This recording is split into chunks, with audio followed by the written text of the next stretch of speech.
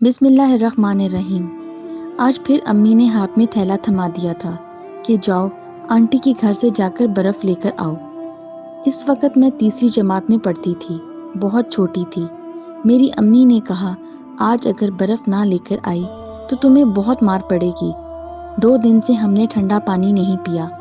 لیکن اب میں امی سے کیا کہوں کہ میں آنٹی کے گھر کیوں نہیں جانا چاہتی۔ میں آنٹی کے گھر نہیں جانا چاہتی تھی، لیکن امی مجھے ہر روز بھیج دیتی تھی۔ ہر روز کی طرح میں خالی ہاتھ لوٹ آتی تھی۔ امی کو کیا پتا کہ آنٹی کتنی باتیں کرتی ہیں، ہمیں اور مجھے کتنے تانے اور کتنی باتیں سننی پڑتی ہیں۔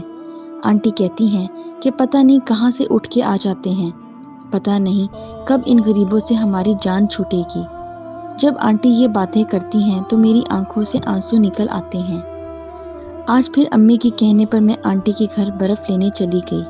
جب آنٹی کے گھر پہنچی تو آنٹی کے بچے باہر سے پیزا منگوا کر کھا رہے تھے۔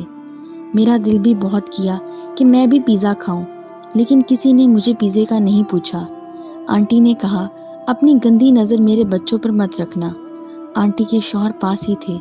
انہوں نے ایک پیزے کا پیس پکڑا اور میرے ہاتھ میں تھما دیا کہ یہ لو بیٹا، آپ بھی پیزا کھا لو۔ پیزے کو دیکھ کر میرا دل خوش ہو گیا اور میں نے دل میں سوچا کہ واہ، آج میں بھی پیزا کھاؤں گی، کیونکہ میں نے کبھی پیزا نہیں کھایا تھا، صرف نام ہی سنا تھا۔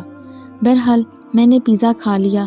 میں نے آنٹی سے کہا کہ آنٹی برف دے دیں، مجھے آپ 2 دن سے مجھے واپس بھیج رہی ہیں اور ہم نے 2 دن سے پانی ٹھنڈا نہیں پیا، اور ہمارے پاس اتنے پیسے بھی نہیں ہیں کہ ہم برف باہر سے خرید سکیں، کیونکہ ہمارا گھر کا خرچہ بھی بہت مشکل سے چلتا ہے، صرف 2 ٹائم کا کھانا ہی نصیب ہوتا ہے۔ انکل پاس کھڑے سب باتیں سن رہے تھے۔ انکل نے آنٹی سے کہا تم انہیں کیوں واپس بھیج دیتی ہو؟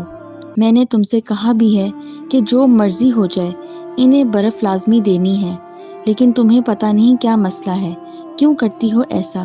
کیا تمہیں اللہ سے ڈر نہیں لگتا؟ لیکن میری آنٹی پر انکل کی باتوں کا کوئی اثر نہیں ہوتا تھا۔ وہ گئیں اور فریج سے برف نکال کر لے آئیں اور میرے تھیلے میں برف ڈال دی اور کہا کہ اب جاؤ، میرے گھر میں خام خواہ لڑائی ڈال دی ہے۔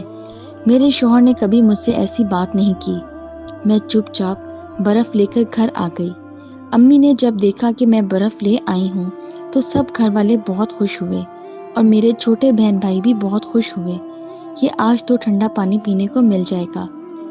اگلے دن جب میں پھر آنٹی کے گھر برف لینے کے لیے گئی تو آنٹی گھر پر نہیں تھی۔ انکل نے مجھے برف دی اور میرے تھیلے میں کچھ پھل بھی ڈال دیے کہ یہ لو بیٹا، گھر جا کے کھا لینا اور اپنے بہن بھائیوں کو بھی دینا۔ میں خوشی خوشی گھر آ گئی۔ اگلے دن جب میں برف لینے گئی تو آنٹی کہیں جانے کی تیاریاں کر رہی تھیں۔ میں نے آنٹی سے پوچھا آنٹی آپ کہیں جا رہی ہیں؟ تو آنٹی نے کہا ہاں بالکل، ہم دبئی سیر کے لیے جا رہے ہیں۔ اب تم 1 مہینے کے لیے برف لینے نہ آنا اور نہ ہی تمہاری منحوس شکل مجھے اب دیکھنے کو ملے گی۔ میری آنکھوں میں آنسو آ گئے کہ انسان اس حد تک گر سکتا ہے۔ خیر میں برف لے کے گھر واپس آ گئی۔ میں گھر آ کر بتایا کہ امی آنٹی لوگ دبئی جا رہے ہیں، اب 1 مہینہ ہمیں برف نہیں ملے گی۔ سب گھر والے اداس ہو گئے۔ اگلے دن میری امی کو آنٹی کی کال آئی، وہ فون پر بہت رو رہی تھی۔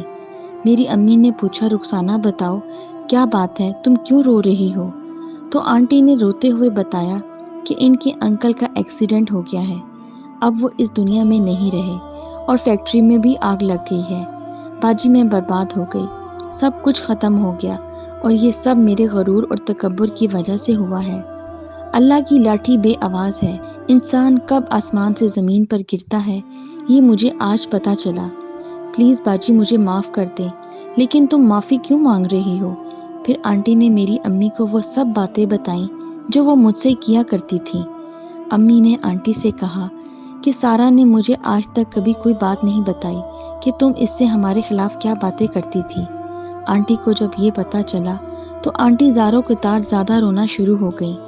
باجی آپ نے اپنے بچوں کی کتنی اچھی تربیت کی ہے اور ایک میں بہت بری ہوں، پلیز مجھے معاف کر دیں۔ کوئی بات نہیں رخسانہ، میں نے تمہیں معاف کر دیا۔ باجی آپ کتنی اچھی ہیں، اللہ مجھے بھی آپ جیسا بنائے اور اللہ مجھے بھی معاف کر دے اور اللہ مجھ سے راضی ہو جائے۔ اب رخسانہ آنٹی روز 5 وقت کی نماز پڑھتی ہیں اور رب بارگاہ میں بیٹھ کے سجدے میں رو رو کے معافی مانگتی ہیں، اے اللہ مجھ سے راضی ہو جا،